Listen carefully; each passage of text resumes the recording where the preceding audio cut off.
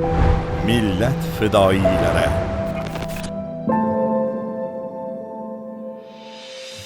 Kapitan Jo'rayev Bahrom Ulug'bekovich 1979-yil 21-noyabr kuni Toshkent shahrida tug'ilgan. U 1996-2000-yillarda Toshkent Oliy umumqo'shin qo'mondonlik bilim yurtida tahsil olgan. 2000-2005-yillarda Sharqiy harbiy okrugi boshqaruv apparatida bo'lim boshlig'i lavozimida xizmat qilgan.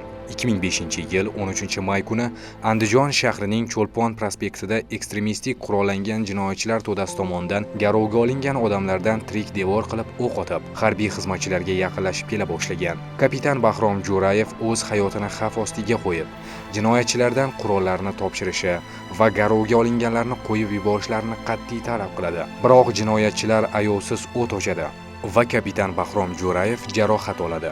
U yarador bo'lishiga qaramay bo'linmani boshqarishda davom etgan. U o'z jasorati bilan shaxsiy tarkibni ruhlantirishi oqibatida jinoyatchilar ko'p talofat ko'rgan hamda qurolsizlantirilgan.